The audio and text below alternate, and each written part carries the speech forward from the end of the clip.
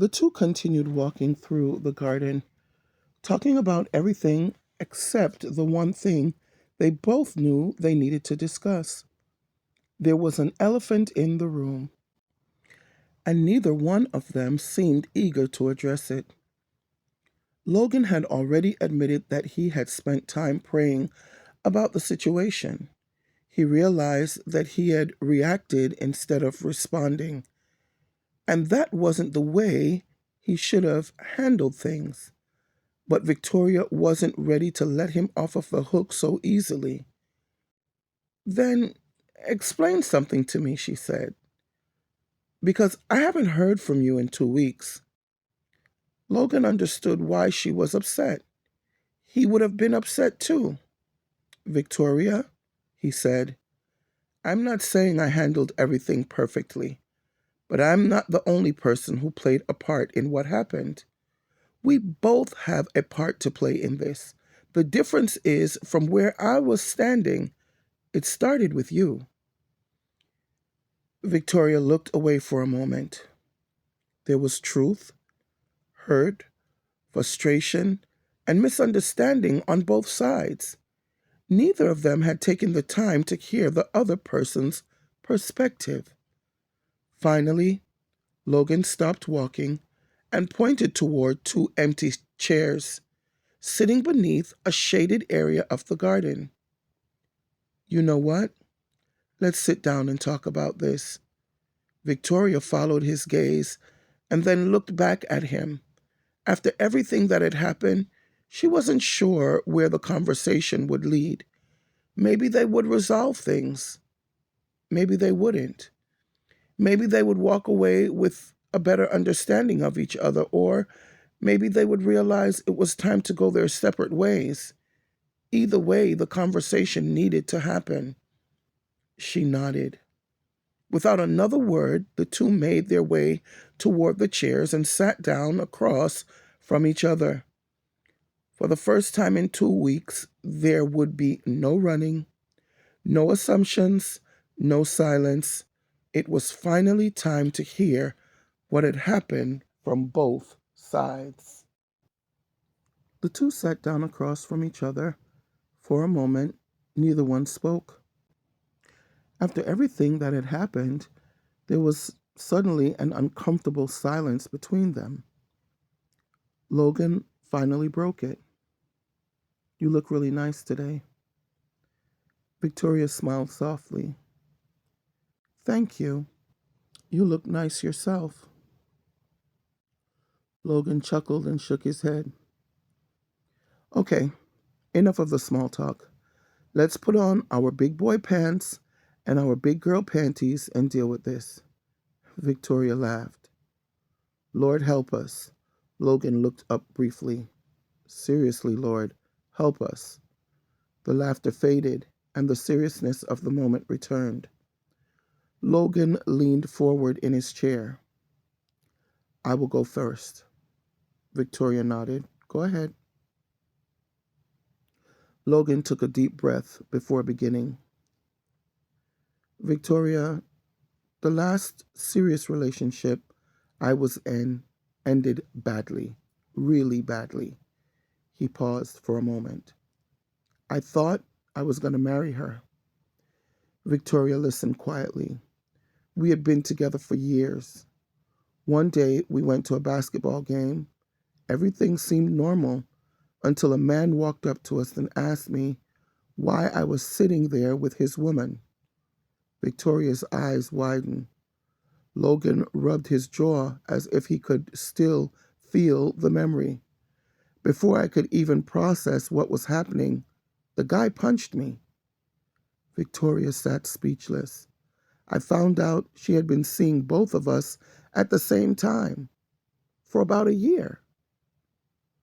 Logan looked down for a moment before continuing. So when I was sitting there in the park with you 2 weeks ago, and that man showed up acting angry, raising his voice, demanding answers, Victoria, all I could see was that day. Victoria's expression softened. I wasn't thinking clearly. I wasn't trying to hear explanations. I wasn't trying to understand what was happening. All I knew was that I had already lived through something like that once, and I wasn't interested in living through it again. He shook his head. So I left. The words hung between them. At first, I told myself I did the right thing, but after I got home and calmed down, after I prayed about it, I started realizing something. Victoria remained quiet. The truth is, I didn't know what was going on. I didn't know who he was. I didn't know why he was there. I didn't know whether he was telling the truth or not. Logan looked directly at her. The more I thought about it, the more I remembered some of the things that were said. He paused. There were signs that he wasn't welcome. There were signs that you didn't want him there. There were signs that whatever was happening was as simple as I first thought. Victoria slowly nodded. But then I would remember that you and I had spoken the night before and that morning. And according to him, he had been speaking to you too. Logan sighed. So I got confused, really confused. He leaned back in his chair. Which is why I am here now. Victoria looked at him carefully. Why? Because after praying about it, I realized I don't need assumptions. I need answers. Logan folded his hands together. So tell me, Victoria. His voice softened. Who was he? What happened? And why did he feel entitled to walk into the park and interrupt our time together? Victoria took a slow breath. For the first time in 2 weeks, it was finally her turn to tell her side of the story. Victoria sat quietly for a moment, processing everything Logan had just shared. Wow, Logan, she said finally. I never even considered that. I didn't realize that could have been what was going through your mind. Logan remained silent. I understand a little better now why you reacted the way you reacted instead of responding. He nodded. Thank you. Victoria took a deep breath. Well, I guess it's my turn. Logan leaned back in his chair and listened. The day I got my first promotion, the day I met you, I decided to take myself out to dinner to celebrate. While I was there, I ran into an old college acquaintance. We weren't exactly friends, but we knew the same people. Nash. Victoria nodded. Yes, Nash. She folded her hands together. It turned out that he owned the restaurant. We talked for a while, exchanged numbers, and eventually he invited me out.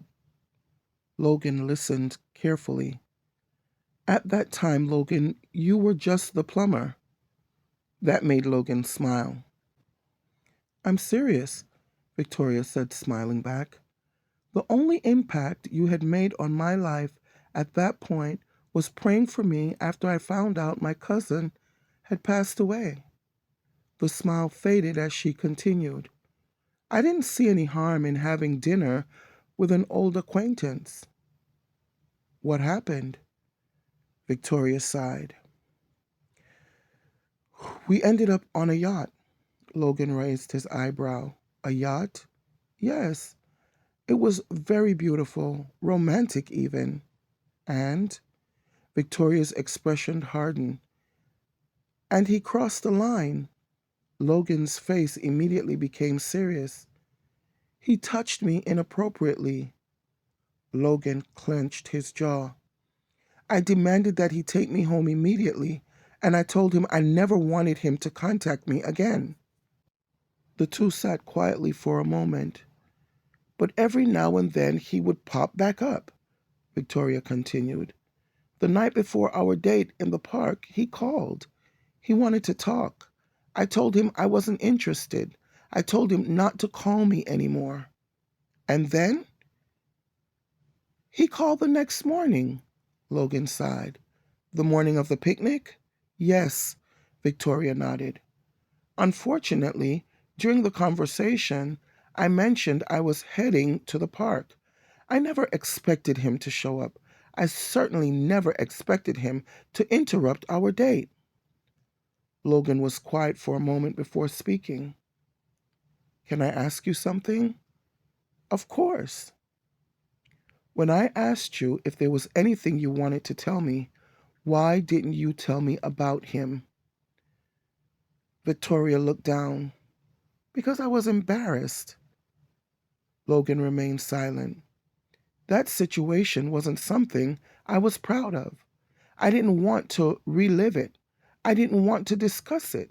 I wanted to forget it. She looked up at him. As far as I was concerned, Nash was over, done, finished. I didn't think he deserved another thought. But he called you the night before. Victoria nodded. And that morning. Another nod. Logan leaned forward. Victoria, if someone is contacting you consistently, especially someone who made you uncomfortable, that was something you should have told me. Victoria opened her mouth to respond but stopped, because deep down she knew he was right. After a few moments, she sighed. You're right. Logan looked surprised. You're right, Logan. I should have told you. I wasn't trying to hide anything, but I should have told you. Her eyes softened. And I'm sorry. The two sat quietly for a moment. Finally, Logan spoke. I'm glad to hear you say that. Victoria smiled faintly.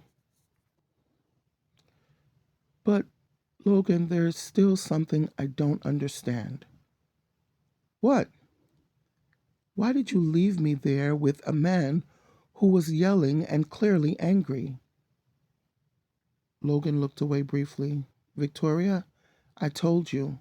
At that moment, I believed I was looking at a situation between a woman and the man she was involved with. I wasn't involved with him. I know that now, Logan shook his head. But at that time, I didn't, he sighed. Honestly, I felt like I was the intruder. Victoria stared at him for a moment. Wow, I know. The two exchanged a look before suddenly laughing. This really was one giant misunderstanding, wasn't it? Victoria asked. Logan smiled. I think it was. And you know what else, Victoria? Any time the Lord has a purpose or a plan, the enemy always interjects his own agenda in the midst of it, and it usually causes misunderstanding and confusion. You're right, Logan. As the two sat together, the tension that had weighed so heavily on their hearts began to lift. What the enemy had meant for confusion, God had used to reveal the importance of communication, trust, and patience. Logan looked at Victoria and gently asked, So where do we go from here? Victoria smiled. Remember, you're the pilot. You lead, and I'll gladly follow. Logan chuckled softly. Well, the last time we were together, I asked you to be my girl. Does that still stand? Victoria folded her arms playfully. I don't know. You left me in the park with a big grizzly bear and ran away. The two burst out laughing. I understand, though, Victoria continued. I really do. Logan nodded. Perhaps if I didn't feel like the intruder, maybe I would have been the one doing the punching. Victoria's eyes widened. No violence, no violence. I'm joking, Logan said, laughing. He leaned back in his chair. How about we go get some ice cream? Victoria smiled warmly. I would love that. But I think we need to pray first. Logan immediately agreed. You know what? You're right. We do need to pray. The two joined hands and bowed their heads. Together they prayed for wisdom and discernment. They prayed that God would help them recognize the enemy's devices and remember the scripture that tells believers to be wise as serpents and harmless as doves. They prayed for a stronger communication, for unity, and for the ability to sense when storms were approaching before they arrived. They asked the Lord to strengthen them, guide them, protect them, and keep them centered in His will. When they were finished, they both said, Amen. Logan stood and smiled. Can I have a hug? He said. Sure, but I want you to know right here, right now, I don't give hugs often, but this occasion calls for a hug. And so they hugged one another. Now, can we get some ice cream? Victoria laughed. Wait a minute.